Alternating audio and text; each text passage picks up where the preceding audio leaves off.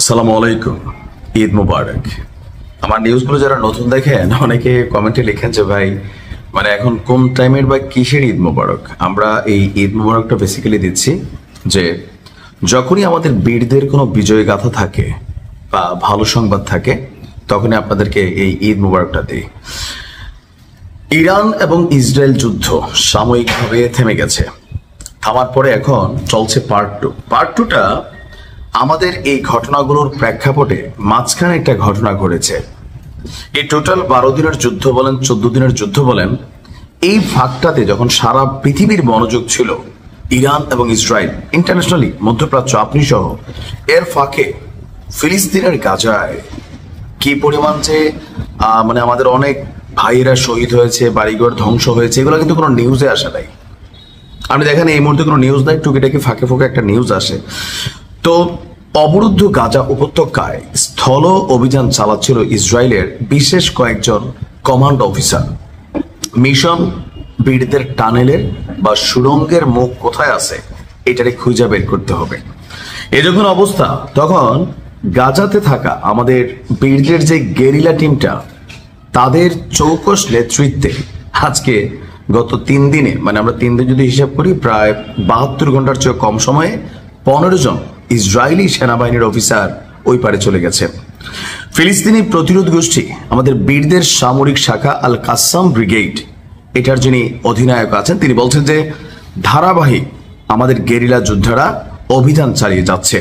আর এই অভিযানে তাদের মোটামুটি ধরুন বিভিন্ন ফাঁদে পেলে, অথবা আমি এর আগে একটা দেখছিলাম যে গর্ত থেকে আয়সা গর্তে ঢুকা যায়, মানে ধরেন কিভাবে বলি যে হঠাৎ করে দেখা গেছে যে 2 জন মানুষ এরকম মেশিন টেশিন নিয়ে আপনার চুকি দিছে, তো ইসরায়েলিরা দেখতো জানি এই ঘরে মেশিন আছে, মানুষ আছে, দৌড়ে পিছিয়ে পিছিয়ে যাচ্ছে, যাওয়ার পরে ঘরের মধ্যে আর কিচ্ছু নাই, এরপর একটা টানেল দেখতেছে, যেই টানেলের দিকে চুকি দিচ্ছে তখনই বিস্ফোরণ ঘটতেছে। তাহলে আমাদের বীররা কোথায় যায়? তারা আন্ডারগ্রাউন্ডে ঢুকে যায়। কাতার ভিত্তিক সংবাদ মাধ্যম আল জাজিরা বলছে উত্তর গাজার তুফাহ এলাকায় ইসরায়েলি সেনাবাহিনীর একটি বড় ধরনের অভিযান পরিচালনা করার লক্ষ্য ছিল। আর সেখানে অভিযান পরিচালনা করতে গিয়ে সরাসরি গেরিলা বীররা রকেট হামলা চালিয়ে সাজোয়া যান, তারপর হচ্ছে যে তাদের যে আপনার বুলডোজার টাইপের যে মেশিনারিজ নিয়ে আপনার বাড়ি ঘর ভাঙছে, সেখানে ওত পেতে থাকা বীররা হামলা চালিয়েছে। 17 জনের একটা টিম ছিল স্পেশাল অপারেশনের জন্য। এর মাঝখানে বলা হয়ে থাকে যে এটি একটি সুপরিকল্পিত এবং নিখুঁত অভিযানের লক্ষ্যে ইসরায়েলি সেনারা রওনা হয়েছিল। তথ্য ছিল কাসেম ব্রিগেডের একটা বড়সড় অস্ত্রের মজুত আছে এই ভবনে, কিন্তু যেই মাত্র ওইখানে গিয়েছে তখনই দূর থেকে বীররা ওই যে রকেট লঞ্চার আছে না, হ্যান্ড গ্রেনেড টাইপের, এই ধরনের মেশিনারিজ দিয়া উড়াই দিছে।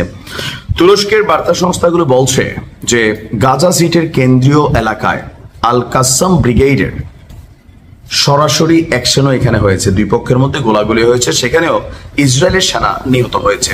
আর যিনি নিহত হয়েছেন লেফটেন্যান্ট পদমর্যাদার কর্মকর্তা। আল কাসাম ব্রিগেডের ছদ্মবেশী যোদ্ধারা অতর্কিত অভিযান চালাচ্ছে এবং গেল কয়েকদিন যাবৎ ভালোই সফলতা পাচ্ছে।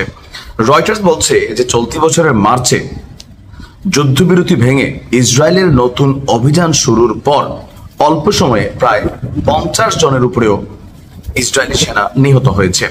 এখন এই যুদ্ধের পরিণতি কি? পরিণতি হচ্ছে আমরা হারবো।